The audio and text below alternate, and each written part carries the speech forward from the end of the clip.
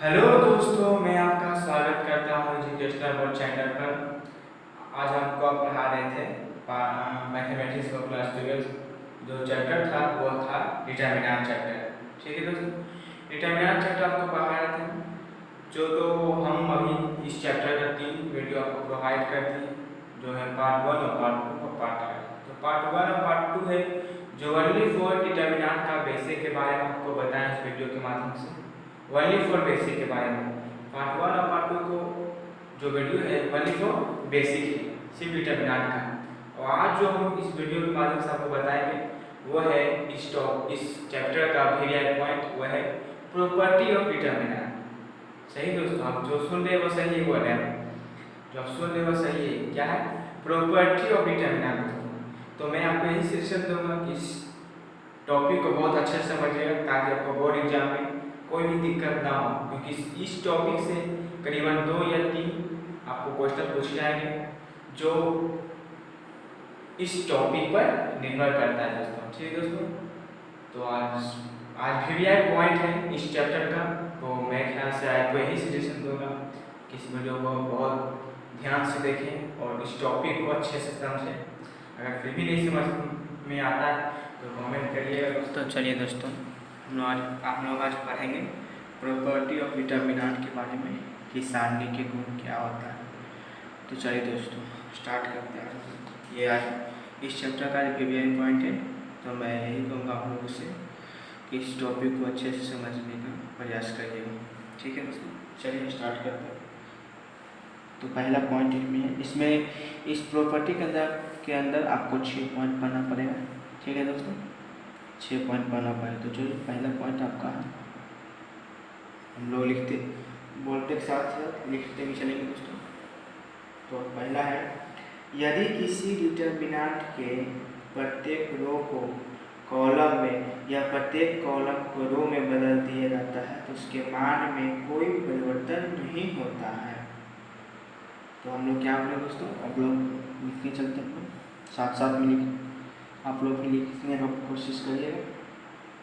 तो यदि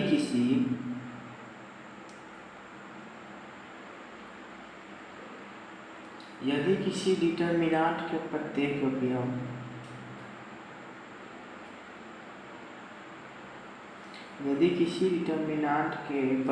अवयव प्रत्येक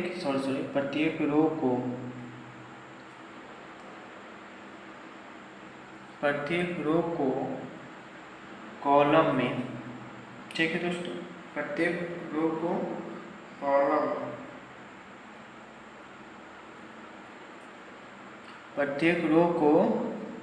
में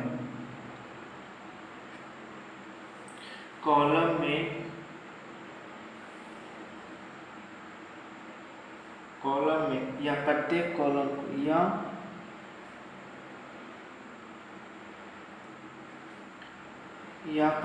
कॉलम को रो में बदल दिया जाए।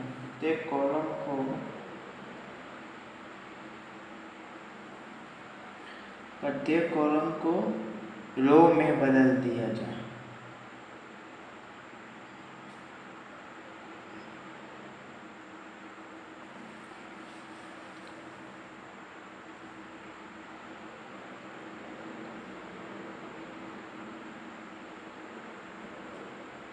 बदल दिया जाता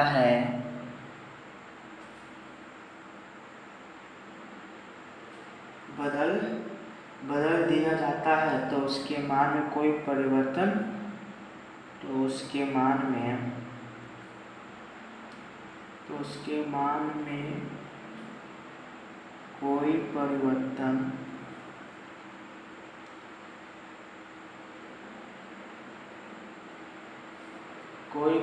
नहीं होता है।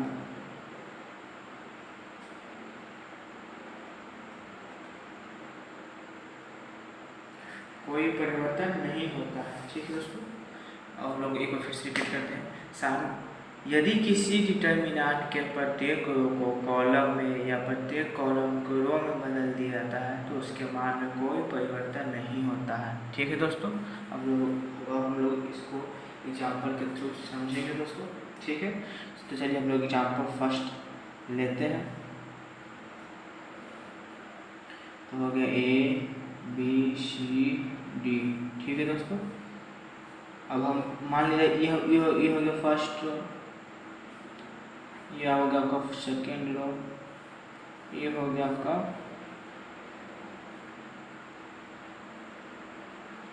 ये आपका होगा फर्स्ट कॉलम, ये आपका होगा सेकेंड कॉलम। तो यहाँ पर बोल रहा है कि यदि किसी डिटर्मिनेंट के प्रत्येक रो को कॉलम में या प्रत्येक कॉलम को रो में बदलिए, यानी कि हम मान लीजिए जैसे देखिए आप लोग, हम लोग जैसे ये फर्स्ट रो है तो इसको हम कॉलम में लिख देते हैं, ठीक है दोस्तों। अब ये सेकेंड रो है तो इसको हम लोग सेकेंड कॉलम में लिख देंगे, ठीक है दोस्तों। तो मान में कोई परिवर्तन नहीं होगा, ठीक है दोस्तों। तो हम लोग इसको प्रूफ करेंगे दोस्तों। तो लिखेंगे LHS ये हुआ, RHS ये है, ठीक है दोस्तों। ये आपका LHS हुआ, ये आपका RHS हुआ। तो चलिए दोस्तों LHS को हम लोग प्रूफ करते हैं, ABCD, ठीक है दोस्तों। अब हम लोग देखेंगे इसको किया है 8, इसको आप लोग टोने के लिए आपको बता दिया पहले इसके बेसिक वीडियो में, तो आप लोग नहीं देखेंगे उस वीडियो को, तो पहले उस वीडियो को देखिए, तभी आप इस टॉपिक को समझ सकते हैं, ठीक है दोस्तों। अब हम लोग RHS को यहाँ पर प्रूफ की, अब हम लोग RHS को LHS को हम लोग यहाँ पर डिटर्मिनेंट तोड़ेंगे, अब RHS का डिटर्मिनेंट तोड़ेंगे। देखिए दोस्तों यहाँ ACBD है दोस्तों, ठीक है। तो यहाँ भी उसी प्रकार हम लोग AD माइनस BC कर दिए, ठीक है दोस्तों।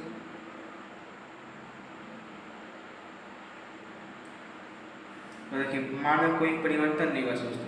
इसका भी देखिए, इसका भी सॉल्यूशन हम लोग टोनिक डिटर्मिनेंट तो वही सेम आ रहा है, इसका भी डिटर्मिनेंट भी सेम ही आ रहा है दोस्तों, ठीक है दोस्तों।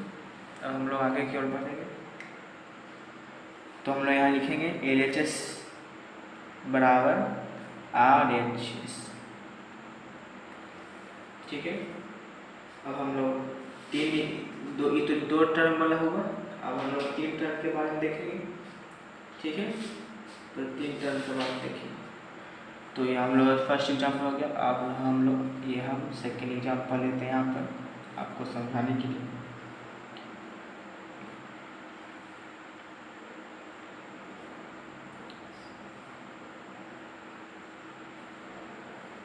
ठीक है दोस्तों।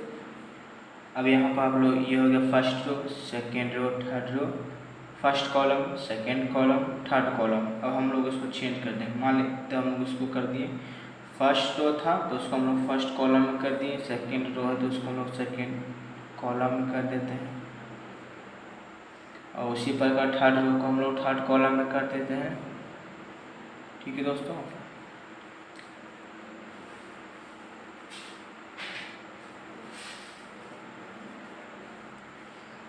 तो देखिए चलिए दोस्तों यहाँ तक तो हो गई। अब इसको हम लोग RHS को पहले सॉल्व करेंगे दोस्तों। तो अब आपको हम थर्ड टर्म का डिटर्मिनेंट होने के लिए आपको पार्ट 2 में हम बता दिए दोस्तों, वीडियो का पार्ट 2 आप वहाँ पर जाकर देख सकते हैं। तो चलिए ABCDEFGHI,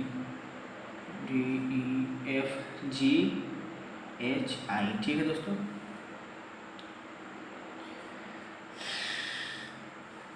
अब इसको तोड़ने के लिए आपको हम बता दिया पहले ही कि इसको फ्रॉम R1 से तोड़ेंगे दोस्तों। तो चलिए दोस्तों हम लोग यहाँ पर भी लिखेंगे फ्रॉम R1,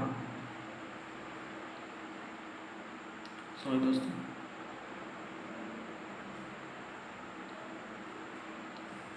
ठीक है। अब हम लोग इसको तोड़ेंगे, ठीक है। अब ये इसको हम लोग एक कर दें तो बचा यहाँ पर EFHI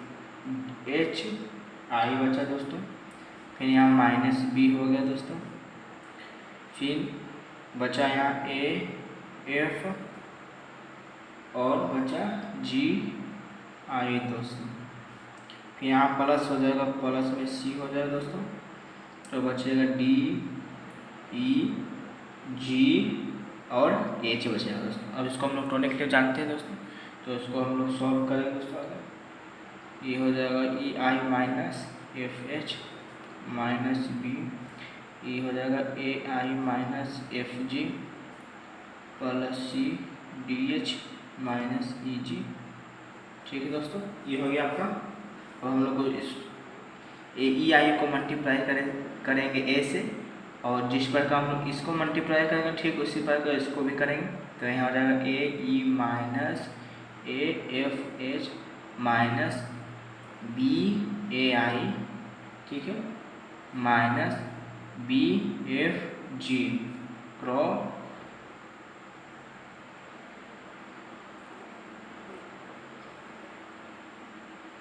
plus C D H minus C E G हो जाएगा दोस्तों।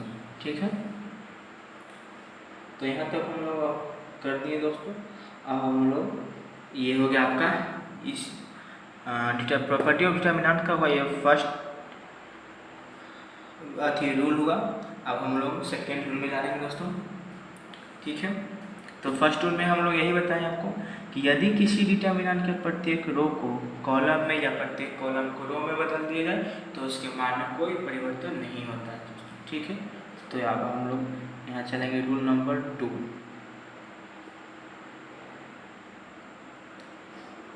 ठीक है दोस्तों, आप लोग मेरे साथ ही लिखिएगा तो ज़्यादा अच्छा रहेगा, तो समझने में अगर ऐसा करिएगा कि वीडियो ऐसा करिए पहले आप समझ लीजिए, उसके बाद वीडियो को रिपीट करके लिख सकते हैं ताकि समझने को कोई दिक्कत ना हो।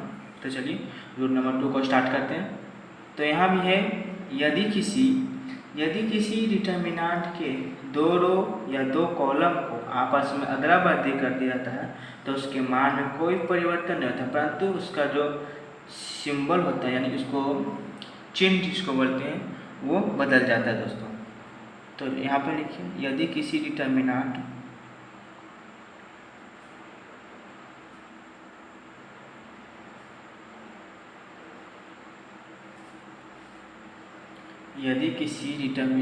के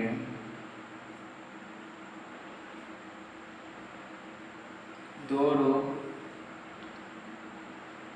एंड दो कॉलम को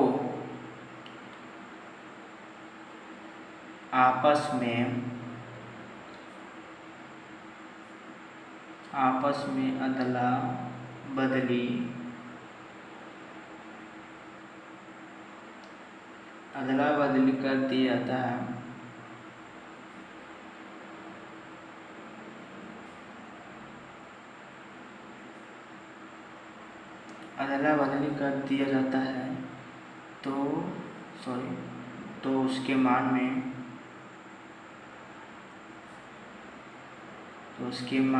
परिवर्तन नहीं होता है। तो उसके मान में कोई परिवर्तन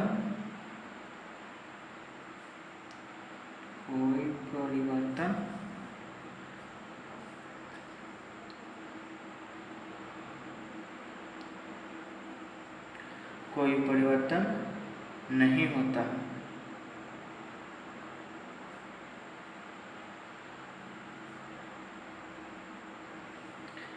परंतु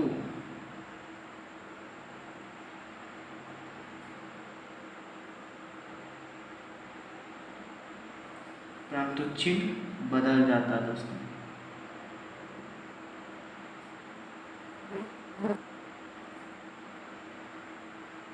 ठीक है दोस्तों, अब हम लोग रूल नंबर 2 को फिर रिपीट करते हैं। यदि किसी डिटर्मिनेंट में दो रो या दो कॉलम को आपस में अदला बदली कर दिया जाता है तो उसके मान में कोई परिवर्तन नहीं होता है, परंतु चिन्ह बदल जाता है।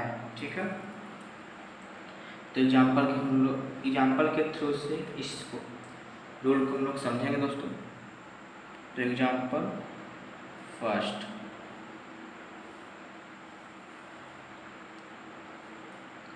ए B C D E F G H आई।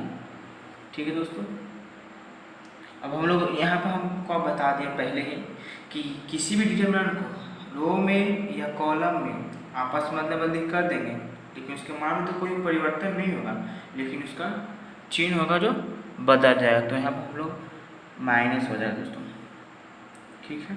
अब ये माइनस कैसे हुआ, क्योंकि हमेशा देखिए पहले 2 टर्म को हम लोग तोड़ते थे तो उसमें कोई रूल नहीं रहता था प्लस, लेकिन 3 टर्म को तोड़ने तो प्लस माइनस प्लस अल्टरनेट होता था। तो ठीक उसी प्रकार प्लस में था, लेकिन इसको चेंज करेंगे तो ये माइनस हो जाएगा दोस्तों, ठीक है। आप लोग समझ रहे होंगे मेरे ख्याल से, ठीक है। तो इसका देखिए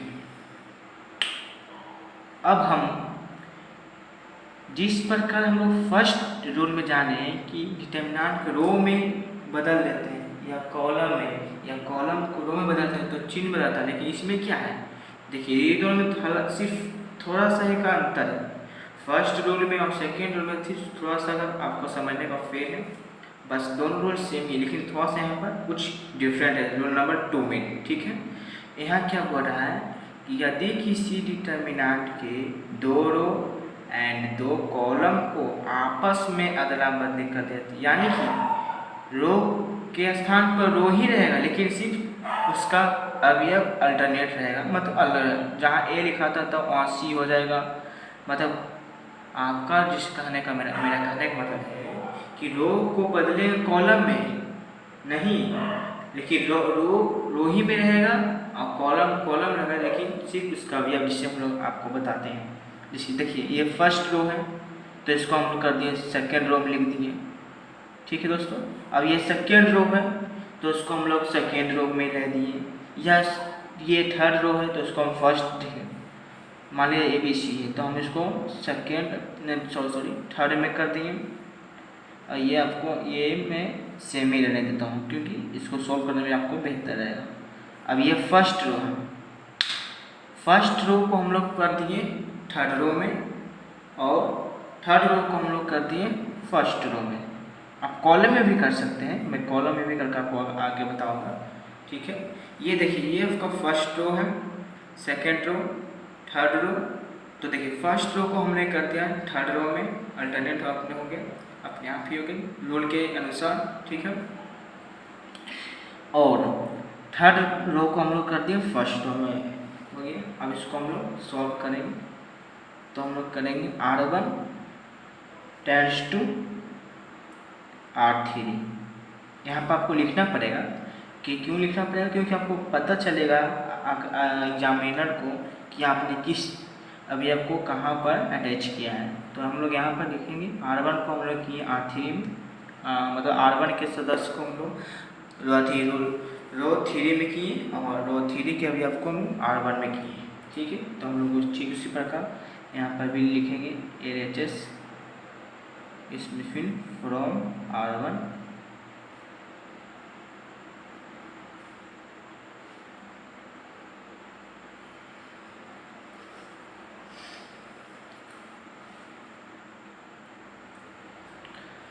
देखिए। अब यहाँ होगा आपका ये FHI, यहाँ माइनस में होगा माइनस में, क्योंकि आपका चिन्ह में सब अल्टरनेट होगा। यहाँ हो जाएगा DFGI, ठीक है। अब यहाँ प्लस C हो जाएगा तो यहाँ हो जाएगा DEGH, ठीक है दोस्तों। आप लोग अब तो इस मेरे ख्याल से आपको सेकेंड रो को डिटर्मिनेंट करना और थर्ड रो का मतलब सेकेंड टर्म का डिटर्मिनेंट और थर्ड टर्म का डिटर्मिनेंट करने में आपको मेरे ख्याल से कोई प्रॉब्लम नहीं हो रहा है। अगर हो रहा है तो फिर भी मेरे ख्याल से आप फर्स्ट पार्ट को बहुत ही केयरफुल से देखें और समझने का कोशिश करें। बस कुछ नहीं है, आपको सिर्फ 1 से 2 बार इस वीडियो को देखिए, तब मेरे ख्याल से गारंटी है आपको समझ में आ जाएगा। मैं आपकी गारंटी लेता हूँ, मैं अपने अनुसार से बोल रहा हूँ। आप अगर मेहनत करेंगे तो ज़रूर समझ में आ जाएगा आपको। तो चलिए दोस्तों आगे हम लोगों को इसका प्रोसेस बढ़ाते हैं। तो इसको में EI को मल्टीप्लाई करेंगे तो EI माइनस FH होगा, ठीक है दोस्तों, माइनस BDI माइनस FG हो गया दोस्तों, प्लस CDH माइनस EG दोस्तों। सॉरी दोस्तों अगर राइटिंग थोड़ा खराब है तो उसके लिए मैं माफ़ी चाहता हूँ, देखिए मेरा राइटिंग से कोई मतलब नहीं, आपको मेरा काम है आपको समझाना, आपका बोर्ड एग्जाम में ताकि अच्छा नंबर आए तो मेरे खुशी मिलेगा। अगर आप वीडियो को लाइक करेंगे तो ज़्यादा मैं मोटिवेट होगा, ताकि मैं इससे लेटेस्ट वीडियो आप पर पहुंचा सकूं। ठीक है दोस्तों, यहाँ तो हो गया दोस्तों। अब तो चलिए दोस्तों हम लोग इसको सॉल्व कर लेते हैं।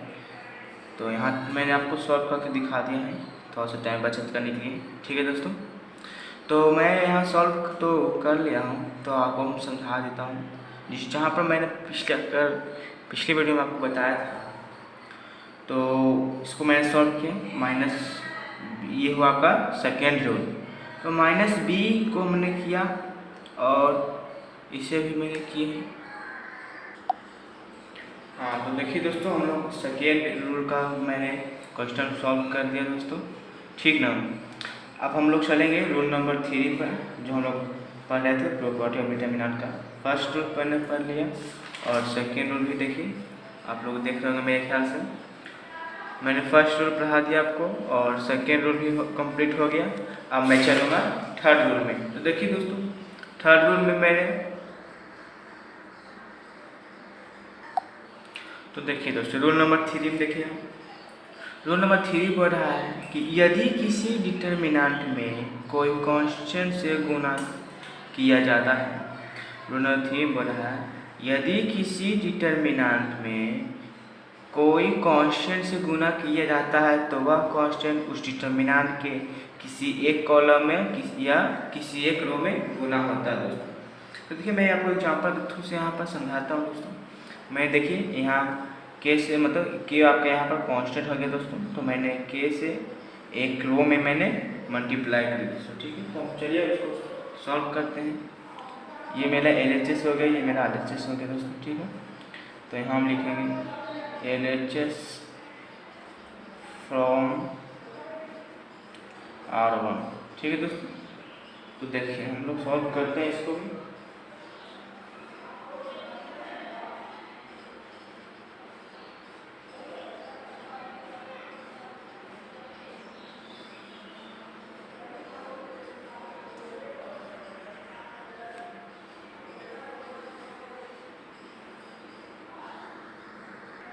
तो चलिए दोस्तों हम लोग सॉल्व करते हैं।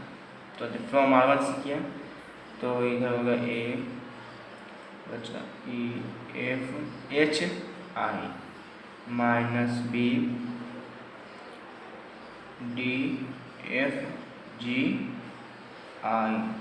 प्लस सी हो गया दोस्तों। तो यहाँ हो गया DEGH। ठीक है, अब हम लोग इसको सॉल्व करेंगे दोस्तों। सॉल्व करेंगे तो देखिए AEI minus FH minus B DI minus FG plus C DH minus EG। ठीक है दोस्तों, ये हम लोग सॉल्व कर रहे हैं दोस्तों, और आगे हम सॉल्व करते हैं इसको। फिर भी हम अब ए को मल्टीप्लाई करेंगे दोनों में, तो हो जाएगा AEI minus AFH minus BDI minus minus plus, तो BFG plus CDH plus minus minus होगा दोस्तों, तो CEG। ठीक है, ये हो गया मेरा सॉल्व हो गया यहाँ दोस्तों। ये हुआ LHS को मैंने सॉल्व किया दोस्तों। अब हम लोग RHS को सॉल्व करें दोस्तों।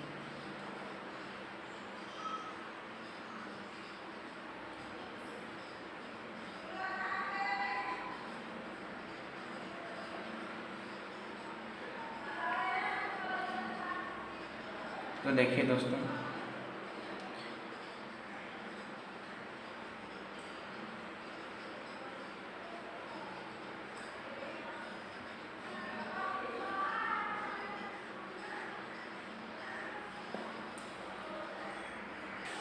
देखिए हमने दोस्तों यहाँ पर अब मैं RHS को सॉल्व करता हूँ। तो फ्रॉम R1 से किया, तो हो जाएगा के बी, तो यहाँ हो जाएगा आपका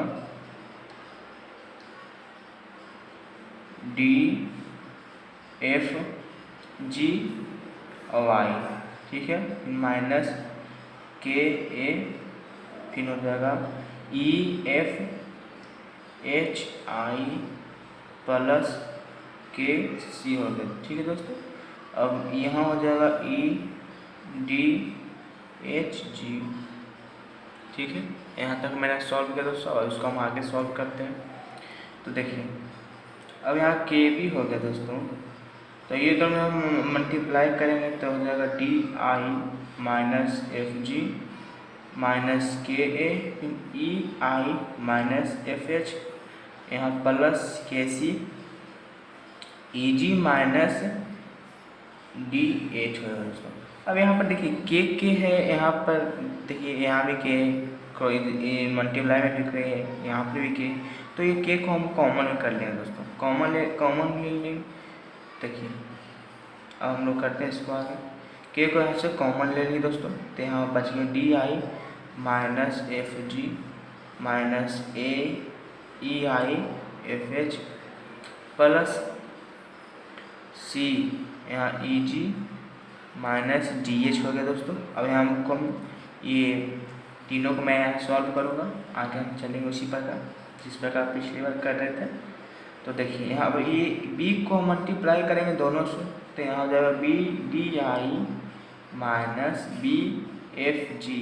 ठीक है, फिर यहाँ minus A E I minus minus plus A F H हो जाएगा, यहाँ plus C E G plus minus minus C D H. ठीक है, अब यहाँ ये सॉल्व हो गया दोस्तों। ठीक है, तो यहाँ अभी इक्वल हो गया दोस्तों, तो यहाँ हम लोग लिखेंगे एल एच एस बराबर आर एच एस। ठीक है, ये रूल नंबर 3 कंप्लीट हो गया दोस्तों। अब हम लोग प्रॉपर्टी का जो रूल है वो 6 है, जहाँ तक मैं आपको बता दिया रूल नंबर 3 तक। अब आगे मैं आपको बताऊँगा रूल नंबर 4। तो चलिए दोस्तों रूल नंबर 4 देखते हैं हम लोग।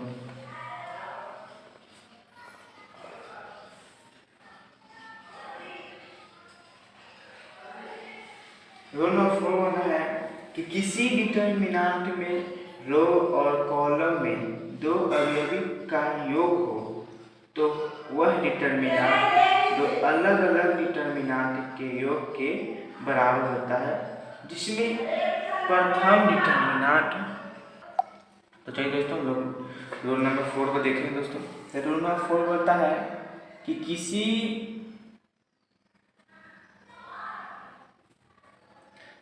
डिटर्मिनेंट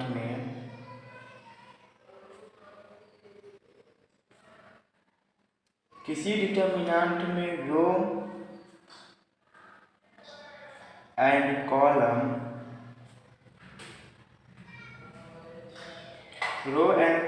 में दो अवयव हो, रो एंड कॉलम में दो अवयव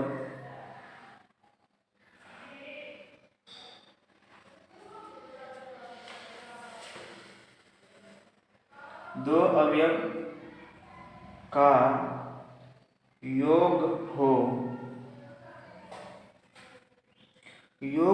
तो वह डिटर्मिनेंट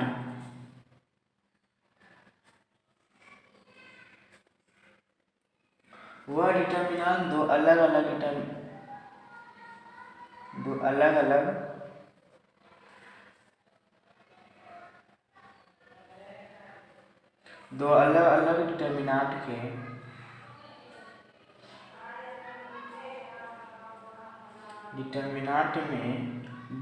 डिटर्मिनेंट में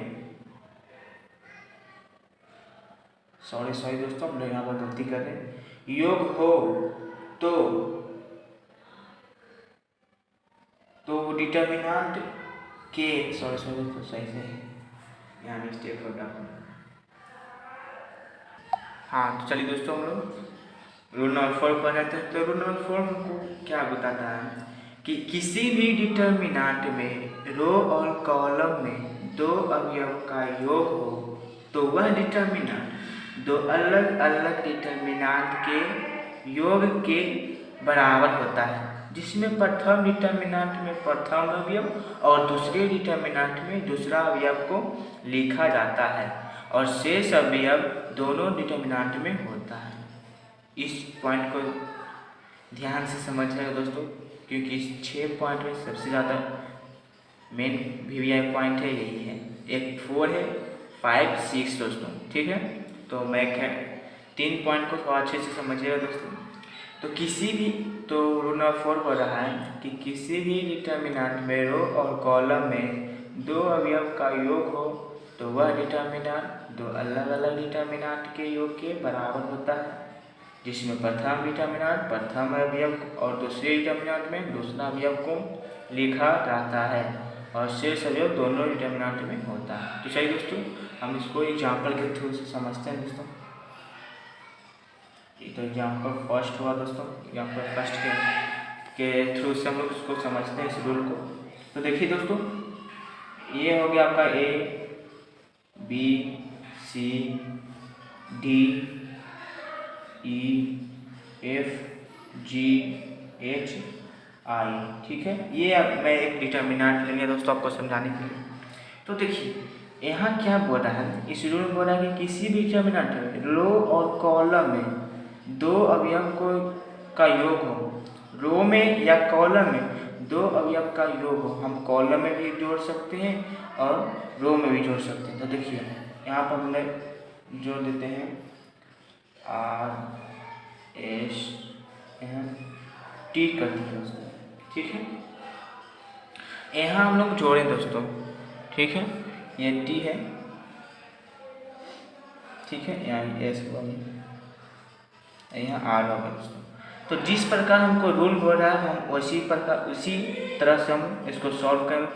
तो रूल बोल रहा है कि किसी भी डिटर्मिनेंट में रो में या कॉलम में 2 अवयव का योग हो। देखिए हमने रो में एक अवयव को जोड़ दिया, ठीक है। अब बोल रहा है योग हो तो वह डिटर्मिनेंट 2 अलग अलग डिटर्मिनेंट के योग के बराबर होता है, जिसमें प्रथम अवयव, देखिए प्रथम अवयव हुआ, ये दूसरा अवयव हुआ। तो यहाँ बोला प्रथम डिटर्मिनेंट में प्रथम अवयव और दूसरे डिटर्मिनेंट में दूसरा अवयव। तो हम यहाँ लिखेंगे, देखिए इक्वल टू, देखिए यहाँ बोले प्रथम अवयव यानी कि ये हो जाएगा दूसरी डिटर्मिनेंट में और बाकी जो जितना भी शेष अवयव है वो दोनों डिटर्मिनेंट में होगा दोस्तों। तो देखिए यहाँ हम लोग यही चीज़ लिखेंगे। अब देखिए यहाँ बोल रहा है कि जिसमें प्रथम डिटर्मिनेंट में जो प्रथम अवयव है वो प्रथम डिटर्मिनेंट में होगा। तो देखिए ये हो गया आपका यहाँ डी, यहाँ ई, ये और ये डी ई एफ ये प्रथम अवयव है। तो यहाँ मैंने लिख दिया, बाकी शेष अवयव दोनों डिटर्मिनेंट यहाँ लिखा जाता है और शेष अवयव दोनों डिटर्मिनेंट में होता है। तो हमने लिख दिया यहाँ पर, ठीक है। अब यहाँ प्लस होगा दोस्तों, ठीक है, कर दिए। और एक फिर शेष अवयव तो दोनों में हम लोग लिखने हैं, इसमें भी लिखा है ए बी सी। अब देखिए यहाँ मैंने फर्स्ट अवयव को लिखा फर्स्ट डिटर्मिनेंट में, अब यहाँ दूसरा अवयव है तो इसको लिखेंगे दूसरा डिटर्मिनेंट में। तो हम लोग यहाँ दूसरा डिटर्मिनेंट बना रहे हैं दोस्तों, तो यहाँ R S T। अब आके शेष अवयव दोनों में रहेगा दोस्तों, ठीक है, हो गया दोस्तों। अब हम लोग इसको सॉल्व करेंगे दोस्तों, ठीक है। तो देखिए इसको हम सॉल्व करेंगे दोस्तों।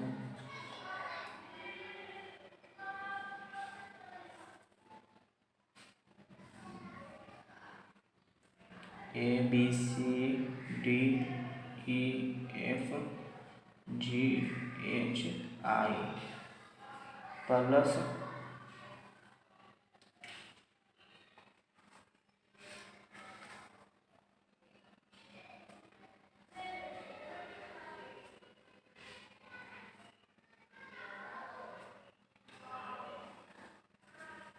ठीक है दोस्तों।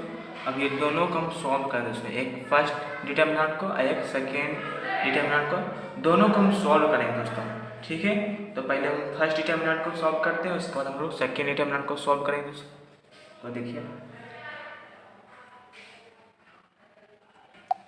तो देखिए दोस्तों, हम यहाँ LHS को सॉल्व कर रहे हैं फ्रॉम R1, यहाँ इस डिटर्मिनेंट को हम सॉल्व करते हैं। तो यहाँ B हो गया, तो यहाँ D F G और I, फिर यहाँ सॉल्व यहाँ माइनस होगा, यहाँ प्लस C D E जी एच। ठीक है, अब इसको हम सॉल्व करते हैं।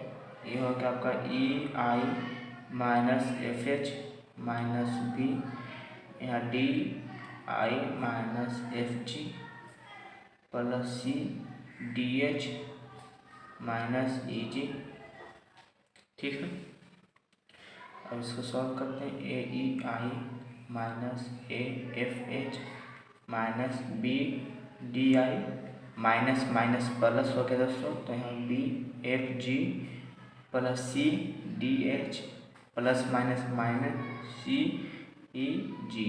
ये हो गया आपका फर्स्ट डिटरमिनेंट हम सॉल्व किया। ठीक है, एल एच एस का हमने सॉल्व किया। अब हम लोग आर एच एस को सॉल्व करेंगे दोस्तों।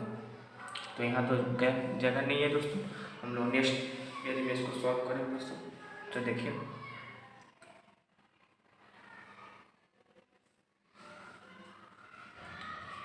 A B C R S T G H I. ठीक है दोस्तों, अब हम लोग मैंने फर्स्ट एल एच एस को सॉल्व कर दिया दोस्तों। ठीक है, यहाँ मैंने एल एच एस को सॉल्व कर दिया है, आप लोग देख रहे होंगे मेरे ख्याल से। ठीक है, एल एच एस को मैंने सॉल्व कर दिया दोस्तों। अब हम लोग आर एच एस को सॉल्व करेंगे। तो देखिए दोस्तों, हम लोग मैंने यहाँ फर्स्ट एल एच एस को सॉल्व कर दिए और आर एच को सॉल्व कर दिया दोस्तों। देखिए एल आर एच एस यहाँ लिखे फ्रॉम आर वन से की, तो ये और आपको जानते हैं कि इसको तो सॉल्व करने के लिए आपको पहले बता चुके हैं। तो यहाँ मैंने सॉल्व कर दिया दोस्तों। ये हुआ आपका रूल नंबर 4। अब हम लोग चलेंगे दोस्तों रूल नंबर 5 में कि रूल नंबर 5 क्या है दोस्तों। तो देखिए रूल नंबर 5,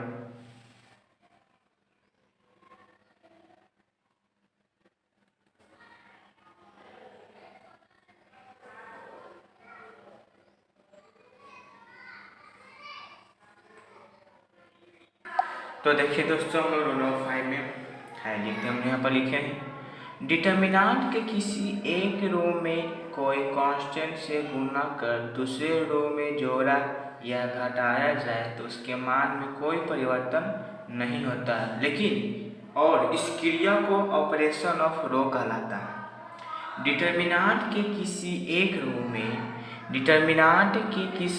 रो में कोई कांस्टेंट से गुना कर दूसरे रो में जोड़ा या घटाया जाए तो उसके मान में कोई परिवर्तन नहीं होता है, और इस क्रिया को ऑपरेशन ऑफ रो कहलाता है। डिटर्मिनेंट के किसी एक रो में कोई कांस्टेंट से गुना कर दूसरे रो में जोड़ा या घटाया जाए तो उसके मान में कोई परिवर्तन नहीं होता। देखिए दोस्तों, हम लोग जिस प्रकार हम लोग रो नंबर 5 हम लोग पढ़ रहे थे, तो डिटर्मिनेंट के किसी एक रो में कोई कांस्टेंट से गुना कर दूसरे रो में जोड़ा या घटाया जाए तो उसके मान में कोई परिवर्तन नहीं होता है, और इस क्रिया को ऑपरेशन ऑफ रो कहलाता है दोस्तों।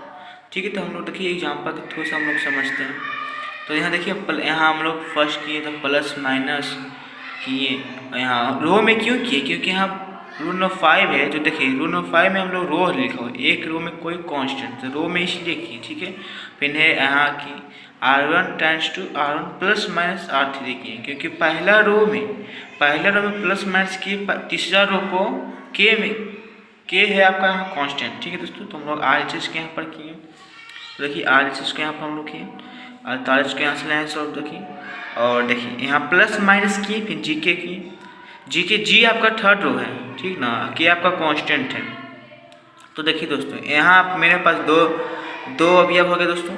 तो इसको तोड़ने के लिए हमको पहले बताएं रूल नंबर 4 में, ठीक है, कि दो अवयव रहेगा तो उसको हम लोग दो अलग अलग डिटर्मिनेंट में लिखेंगे, बाकी से सब दोनों में रहेगा। देखिए तो यहाँ देखिए बी, ठीक है, यहाँ देखिए दोस्तों यहाँ हमारे पास 2 हो गया, तो ए हो गया जी और बी, ए एक अवयव, जी 2 अवयव। तो देखिए ए इसमें भी है और जी के अलग डिटर्मिनेंट में हो गया दोस्तों। ठीक है, अलग डिटर्मिनेंट में हुआ दोस्तों। अब हम लोग देखिए इसको आगे हम सॉल्व किए दोस्तों। देखिए यहाँ मैंने सॉल्व किया दोस्तों, तो प्लस माइनस को के को हम लोग कांस्टेंट कॉमन ले लिए। तो देखिए दोस्तों यहाँ हमने पहला रो और तीसरा रो आपस में इक्वल है दोस्तों, तो हमने यहाँ पर लिख दिया R1 इक्वल टू R3। तो एक बात ध्यान में रखिए दोस्तों कि कोई भी डिटर्मिनेंट का दो रो या दो कॉलम आपस में इक्वल होते हैं तो उस डिटर्मिनेंट का मान 0 होता है। तो यहाँ देखिए दोस्तों, यहाँ मैंने 0 कर दिया दोस्तों, ठीक है।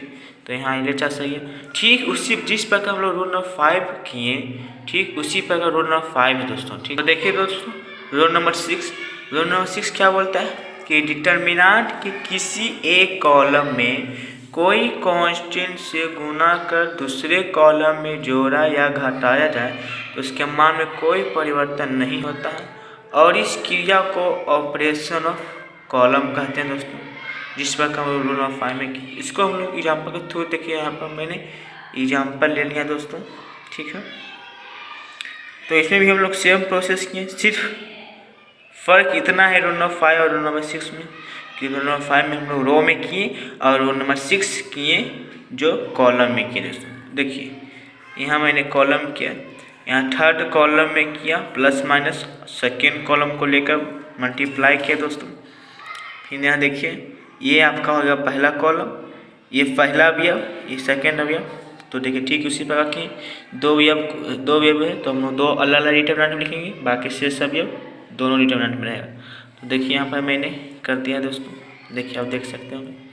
तो फिर देखिए ये और यहाँ पे मैंने LHS को लिख दिया प्लस माइनस के को यहाँ से मैंने कॉमन ले लिया दोस्तों, ठीक है। तो देखिए दूसरा कॉलम और तीसरा कॉलम आपस में इक्वल दोस्तों, देखेंगे आप मेरे ख्याल से दूसरा कॉलम और तीसरा कॉलम आपस में बड़ा इक्वल है। तो मैंने अभी पिछले वीडियो में बताया, पिछले रोल में बताया कि किसी भी डिटर्मिनेंट के दो रो या दो कॉलम आपस में इक्वल होते हैं तो उस डिटर्मिनेंट का मान 0 होता है दोस्तों। तो यहाँ भी देखिए, यहाँ भी सेम प्रोसेस 0 ही होगा दोस्तों। तो देखिए यहाँ पर LHS आ गया ना, के इन क्रॉस 0 करेंगे तो 0 ही आएगा, तो LHS आपका आ गया। तो देखिए दोस्तों, आज डिटर्मिनेंट का प्रॉपर्टी है जो कंप्लीट हो गया। मैं इस प्रॉपर्टी में आपको 6 पॉइंट था दोस्तों, तो मैंने 6 पॉइंट आपको कंप्लीट करवा दिए। तो आज कंप्लीट हो गया प्रॉपर्टी और डिटर्मिनेंट टॉपिक था, ये VI पॉइंट है जो आज कंप्लीट हो गया दोस्तों। मैं आशा करता हूँ कि आप लोगों को समझ में आया होगा, अगर नहीं आया होगा तो इस वीडियो को रिपीट करें, एक बार दोबारा देखें ताकि समझने का कोशिश करें, ठीक है दोस्तों। अब अगला हम लोग नेक्स्ट वीडियो में मिलेंगे नेक्स्ट पॉइंट में। नेक्स्ट पॉइंट आपका माइनर एंड को फैक्टर दोस्तों। माइनर को हिंदी में बोलते हैं उपसान्निक और को फैक्टर को सह खाने बोलते हैं दोस्तों। तो हम लोग उस टॉपिक को नेक्स्ट वीडियो में बात करें दोस्तों। तो आज कंप्लीट हो गया प्रॉपर्टी ऑफ डिटर्मिनेंट दोस्तों, ठीक है। अगर वीडियो अच्छा लगे तो वीडियो को लाइक करें, शेयर करें। अगर मेरे चैनल पर पहली बार आए तो चैनल को जरूर सब्सक्राइब करें दोस्तों। Thank you.